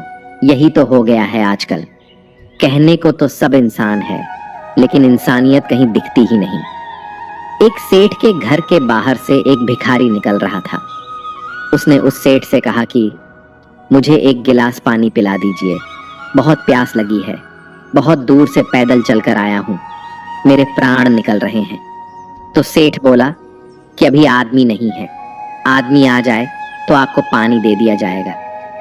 थोड़ी देर बाद उस भिखारी ने सेठ से कहा, आप कृपया करके मुझे एक गिलास पानी पिला दीजिए, मैं चला जाऊंगा, मेरे प्राण निकल रहे हैं और आसपास में किसी का घर भी नहीं दिख रहा। तो उस सेठ ने कहा, मैंने कहा ना कि आदमी आने वाला है, वह आ जाए तो आपको पानी मिल जाएगा। फिर वह भिखारी उस सेठ से कहने लगा कि तुम खुद ही आदमी क्यों नहीं बन जाते, थोड़ी देर के लिए तुम ही आदमी बन जाओ। आजकल यही हो गया है, यहाँ कोई आदमी बनने को तैयार ही नहीं है, बस लोग एक दूसरे को नोचने में लगे हैं, एक दूसरे का फायदा उठाने में लगे हैं। इसीलिए ही कलयुग को मतलबी युग कहा जाता है कि लोग सिर्फ और सिर्फ एक दूसरे से अपने मतलब से ही जुड़े हुए हैं। श्रीमद् भगवद गीता का 44वां अनमोल वचन यह है कि जो इंसान आपको बार बार चोट पहुंचाए उसे कभी माफ नहीं करना चाहिए।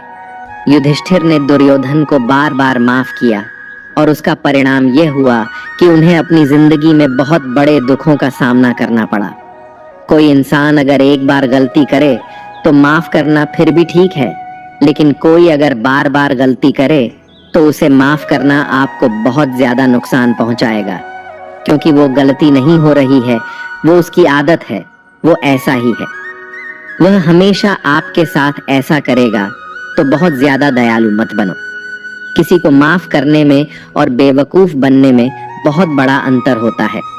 किसी को अगर एक बार आप माफ भी कर रहे हो तो उस इंसान से आप जरूर सावधान रहना। कहते हैं आजमाए हुए को फिर आजमाना मिट्टी मुंह में डालने के बराबर होता है। जिससे धोखा खाया है, जिससे आपको तकलीफ मिली है, उस पर भरोसा गलती से भी मत करना। तो माफ उतना ही करो जितने में आप बेवकूफ ना लगे। श्रीमद् भगवद गीता का 45वां अनमोल वचन यह है कि जन्म और मृत्यु की चिंता किए बगैर अपना कर्म करो। श्री कृष्ण अर्जुन से कहते हैं कि हे अर्जुन, मृत्यु जीवन का अटल सत्य है, जिसे टाला नहीं जा सकता और ना ही झूठा साबित नहीं किया जा सकता है। यह शरीर तो किराए के घर की तरह होता है, जहां हम कुछ समय के मेहमान हैं। शरीर नश्वर है, किंतु आत्मा अमर है। जो होना है उसे कोई टाल नहीं सकता, और जो होना ही नहीं है उसके बारे में शोक व चिंता करना स्वयं की परेशानियां बढ़ाने के ही समान है। जो भी जन्म लेता है उसकी मृत्यु निश्चित है और मरने वाले का पुनः जन्म निश्चित है। इसलिए जो अटल है उसके विषय में तुमको शोक नहीं करना चाहिए। सच्चाई से कभी दूर नहीं भागा जा सकता है, इसलिए सत्य को स्वीकार कर लेने में ही हमारी समझदारी है। झूठ को जानबूझकर सत्य मानकर जीना ही बहुत बड़ी गलत फहमी कहलाती है। स्वयं की व्यक्तिगत सोच गलत फहमियों को भी जन्म दे सकती है, इसलिए स्वयं की व्यक्तिगत सोच को दूसरों पर कभी नहीं थोपना चाहिए। वासना, क्रोध और लालच ये नरक के 3 द्वार होते हैं। बिना मोक्ष के जन्म मरण के चक्र से छुटकारा नहीं पाया जा सकता। जिस प्रकार अग्नि सोने को परखती है, उसी प्रकार संकट वीर पुरुषों को परखता है। बिना किसी पुरुषार्थ के आप अच्छे फल व सकारात्मक परिणाम की कामना ही नहीं कर सकते। यदि आप धर्म के मार्ग पर चलते हैं तो परिणाम की चिंता किए बिना अपने धर्म का निडरता से पालन करें। श्रीमद् भगवद गीता का 46वां अनमोल वचन ये है कि बीते समय को भुलाकर आज में जीने में ही समझदारी है। आप अपने गुजरे हुए बुरे वक्त को भूल जाओ, क्योंकि अगर आप गुजरे हुए वक्त के दुख में जीते रहोगे, उसके पश्चाताप में जीते रहोगे, तो आज भी आप कभी खुश नहीं रह पाओगे। समझदार लोग जो समय चला गया है उसका दुख कभी नहीं करते। आपका बीता हुआ कल कैसा भी क्यों ना हो, पर उसका प्रभाव आपके आज पर नहीं पड़ना चाहिए। जो भी आपके साथ हुआ उससे सबक लो, शिक्षा लो कि अब यह जिंदगी में आगे नहीं होने देंगे हम, और जीवन में आप आगे बढ़ जाओ। कई बार लोग रोते रहते हैं कि उस इंसान ने मेरे साथ इतना गलत किया, इसीलिए आज जिंदगी में मैं इतना दुखी हूँ। लोग कोसते रहते हैं दूसरों को कि उसकी वजह से मेरी जिंदगी में दुख है, उसकी वजह से मेरी जिंदगी खराब हो गई है। लेकिन जब तक आप उसे कोसते रहेंगे, आप जिंदगी में कभी खुश नहीं रह पाएंगे, कभी आगे नहीं बढ़ पाएंगे।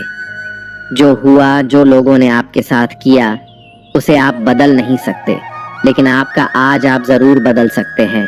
कल के दुख से छूटना चाहते हो तो कल में नहीं, आज में जीना शुरू करो। आपको ऐसा एक भी इंसान नहीं मिलेगा जो अपने कल में जीता हो और प्रसन्न रहता हो। सिर्फ वही इंसान खुश रहेगा जो अपने आज में जीता है। कल में जीने वाला इंसान किसी न किसी पीड़ा से जुड़ा होता है, किसी न किसी दुख, किसी न किसी पश्चाताप से जुड़ा होता है। कल में जीना आपकी जिंदगी की सारी खुशियां छीन लेगा। तो जितना हो सके अपने पास्ट को भूल जाइए और अपने वर्तमान में जीना शुरू कीजिए।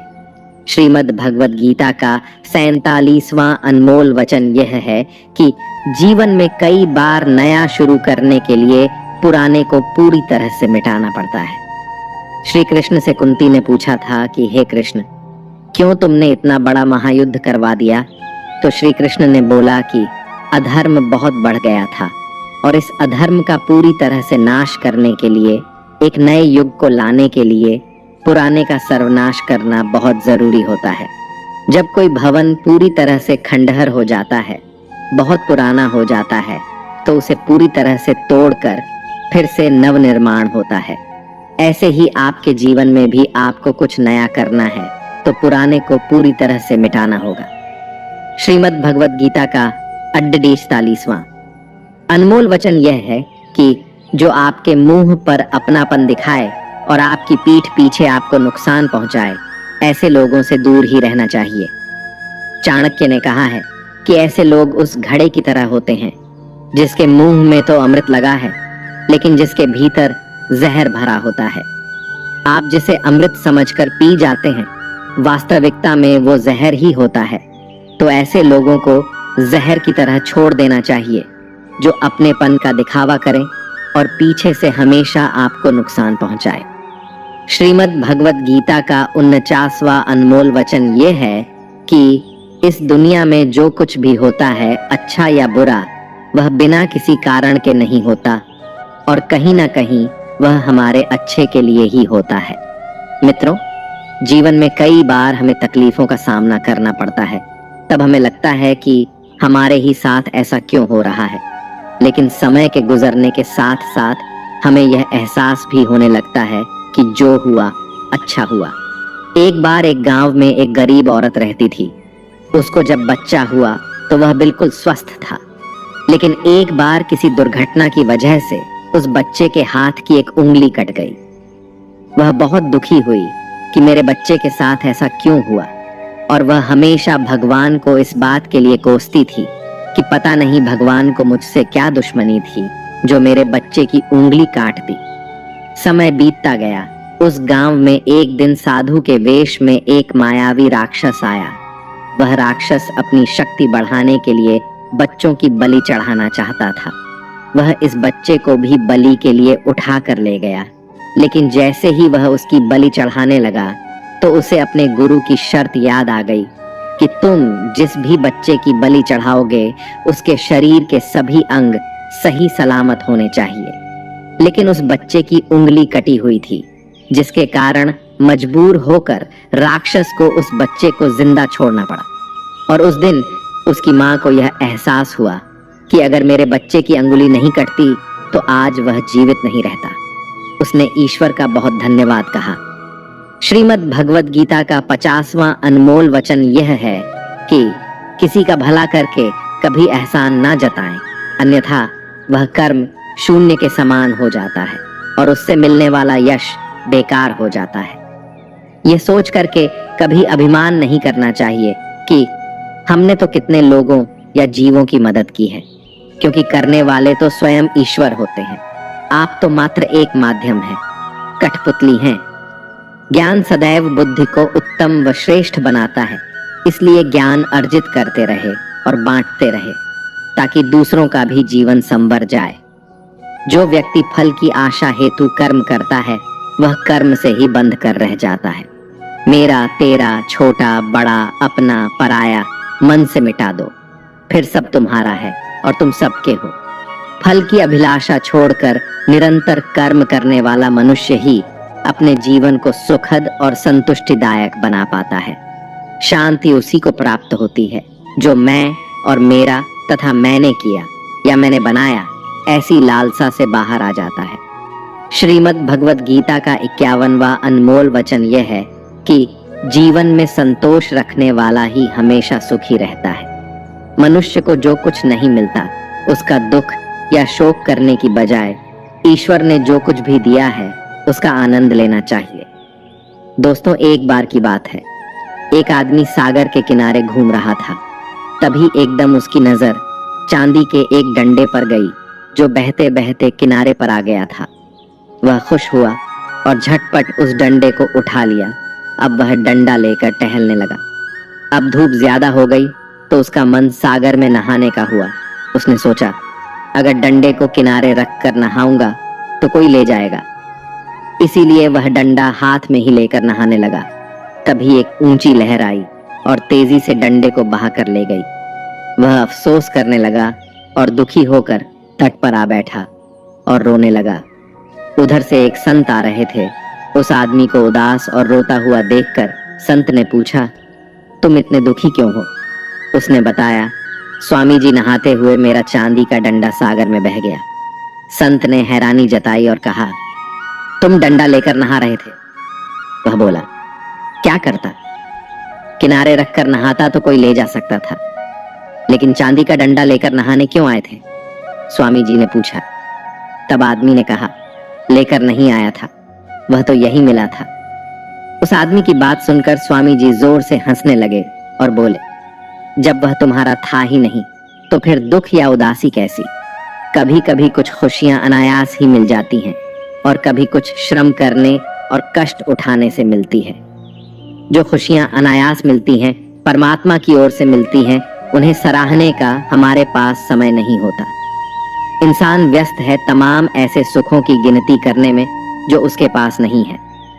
आलीशान बंगला, शानदार कार, स्टेटस, पावर वगैरह वगैरह, और भूल जाता है कि एक दिन सब कुछ यूं ही भूलकर उसे अगले सफर में निकल जाना है। तो दोस्तों, भगवान श्री कृष्ण ने तभी कहा है कि तुम्हारा क्या गया जो तुम रोते हो? तुम क्या लाए थे जो तुमने खो दिया? तुमने क्या पैदा किया था जो नष्ट हो गया? ना तुम कुछ लेकर आए थे और ना ही कुछ लेकर जाओगे। जो लिया यहीं से लिया, जो दिया यहीं पर दिया। खाली हाथ आए थे, खाली हाथ ही जाओगे। जो आज तुम्हारा है, कल किसी और का था, परसों किसी और का होगा। तुम इसे अपना समझकर मग्न हो रहे हो। बस यही प्रसन्नता तुम्हारे दुखों का कारण है। श्रीमद् भगवद गीता का 52वां अनमोल वचन यह है कि क्रोध मनुष्य का सर्वनाश कर देता है। क्रोधी इंसान का कोई मित्र ही नहीं होता।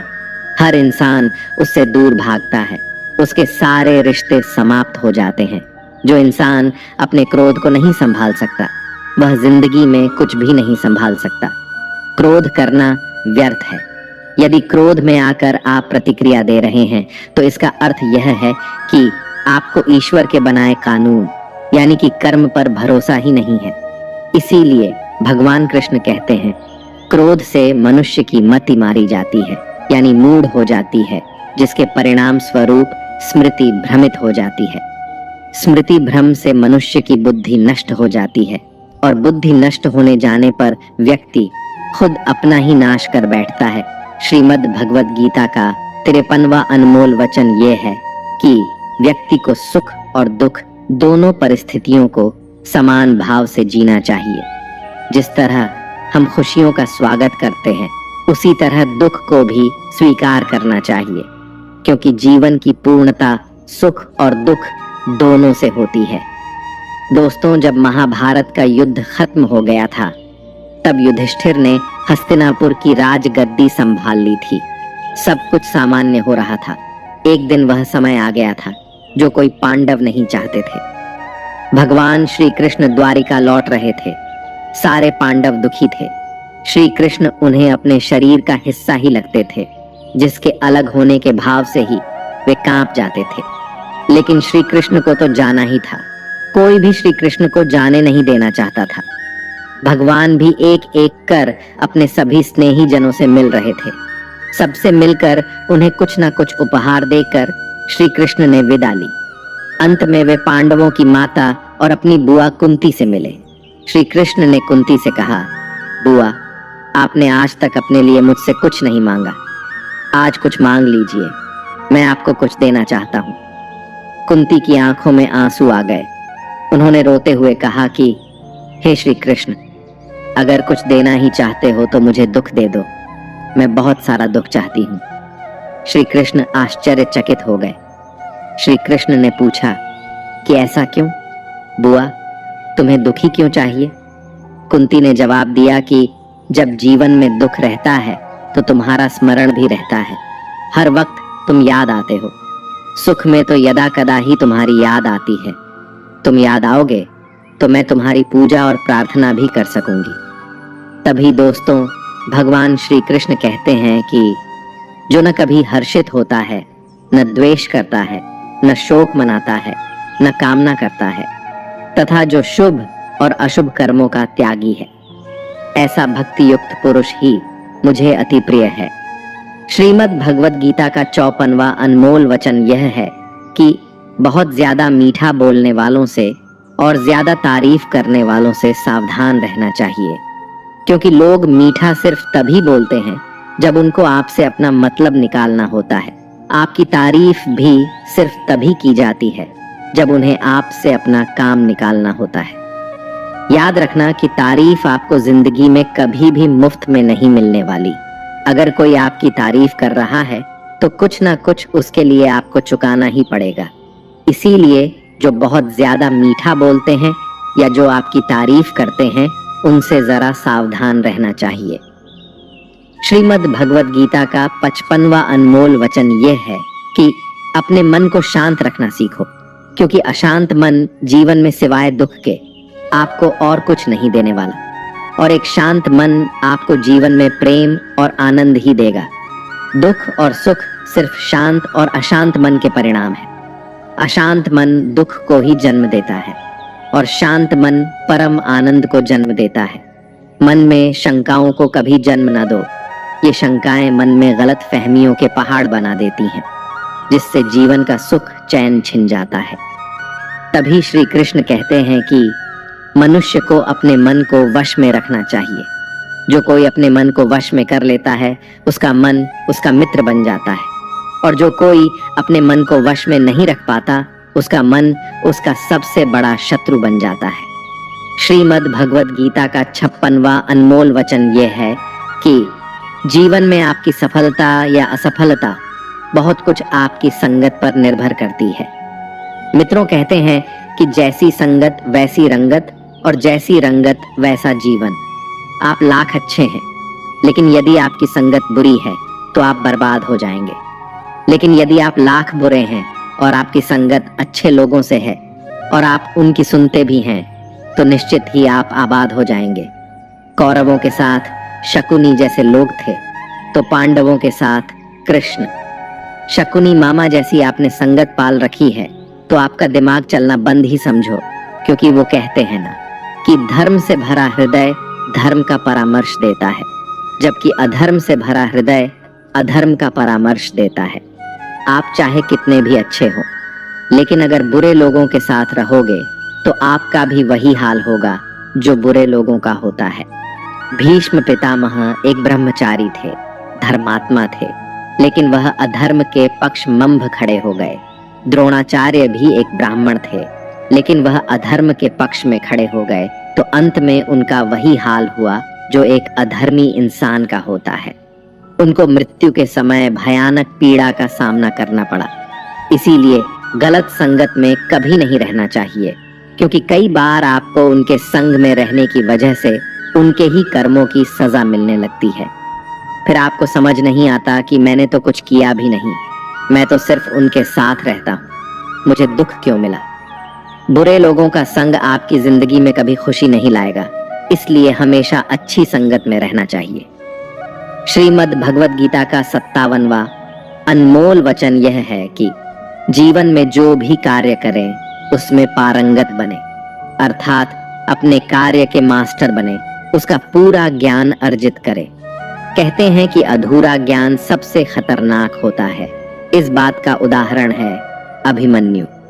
अभिमन्यु बहुत ही वीर और बहादुर योद्धा था, लेकिन उसकी मृत्यु जिस परिस्थिति में हुई उसके बारे में सभी जानते हैं। मुसीबत के समय यह अधूरा ज्ञान किसी भी काम का नहीं रहता है। आप अपने ज्ञान में निपुणता प्राप्त करें। आपको किसी एक विषय में तो दक्षता हासिल होनी ही चाहिए। इसलिए भगवान श्री कृष्ण कहते हैं, हे अर्जुन, तुम आध्यात्मिक गुरु के पास जाकर सत्य को जानने का प्रयास करो। विनम्र होकर उनसे ज्ञान प्राप्त करने की जिज्ञासा प्रकट करते हुए उनसे ज्ञान प्राप्त करो।